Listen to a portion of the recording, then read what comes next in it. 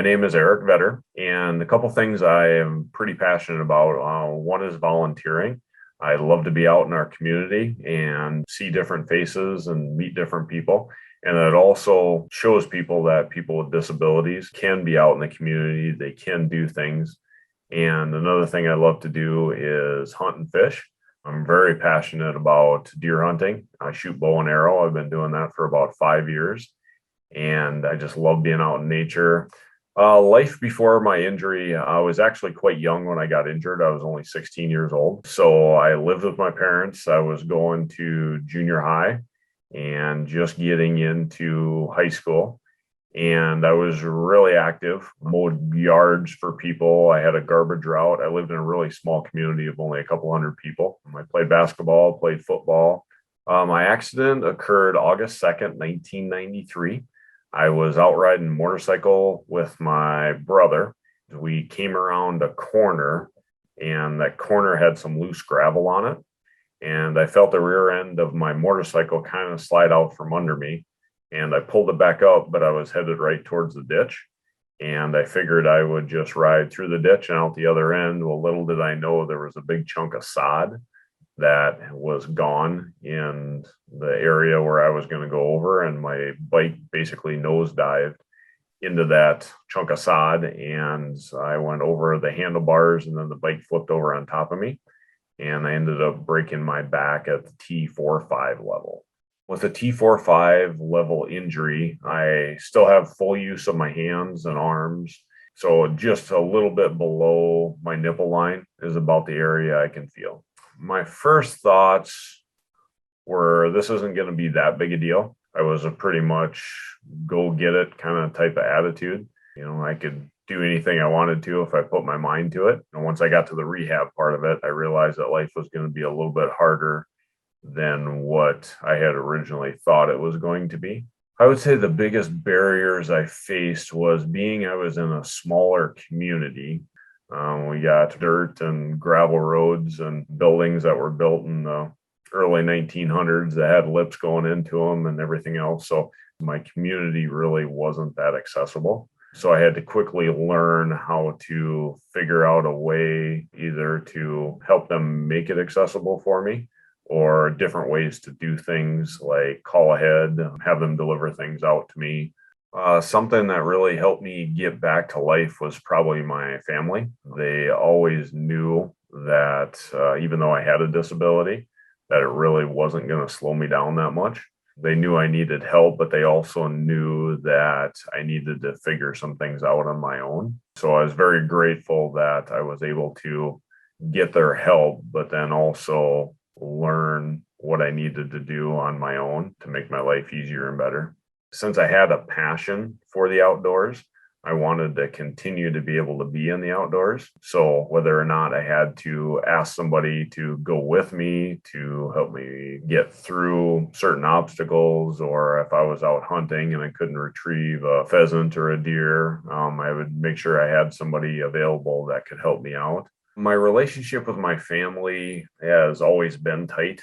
So, that relationship probably hasn't changed a whole heck of a lot. We've kind of always been a family of, we know we can do something if we put our minds to it.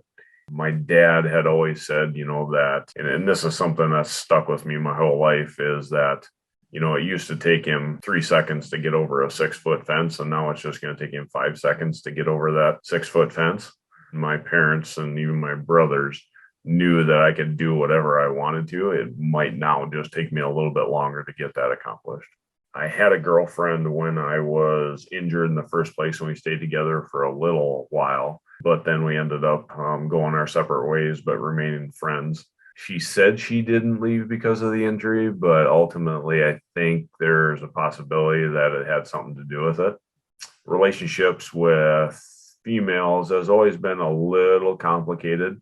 You need to be able to put yourself out there and make the opposite sex realize that even though you might be in a wheelchair, there's nothing different about you. You still have a great personality or great attitude, and that always seemed to help. I would say my most surprising accomplishments have just been some of the things I've been able to do. I have got involved in a lot of disability related things, whether it be hunting trips or fishing trips or advocacy things that I have been able to travel throughout the country to do different things with it. And then honestly, just some of the stuff that I figure out I can do myself. For example, here the other day, I planted a food plot out to my farm. Normally, I use my tractor and everything to get it planted. And I decided this year I was going to try something a little bit different. And I just planted it by hand because it was a little bit easier than using my tractor. But then I used my track chair and I found an old piece of metal and I tied a chain onto it and used that as a drag to cover up the seed. And it was just something I was like, wow, it actually worked. And, now I've got food plots out to my farm that are growing. So, just trying different things and accomplishing different tasks sometimes even amazes me that some of the things that I can do. The thing that I'm kind of looking forward to now is, I'm currently in real estate and I went back to school and got a degree in computer forensics. And I want to get into a different field of work, yet still be able to stay in this area and continue to hunt and fish and enjoy my farm. And I'm trying to find somebody that will work with me getting the experience from a remote location.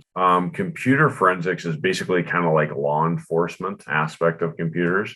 So pretty much everything you do on a cell phone or a computer, there's a digital trail. The forensics aspect of it goes into your computer and your phones and looks at basically everything you do. Because even though you delete it, the forensics aspect of it could actually go in and grab bits and pieces of it to try to figure out what you were doing and when you were doing it. Yeah, it would be absolutely awesome to walk again. But honestly, if I could just get bowel and bladder back, that would be a huge deal. So, I can live life in a wheelchair. Everybody can live life in a wheelchair. Like my dad said, instead of it taking 5 seconds to get over that fence, it just takes a little bit longer now. So you can live life in a wheelchair. You just need to figure out how you need to do it and the best way to do it. The first 3 years after my accident, I wasn't really sure whether or not I wanted to live this life. There was plenty of times where I was trying to figure out how I could kill myself without actually killing myself, and I ended up talking to another friend of mine, a female friend of mine in a wheelchair.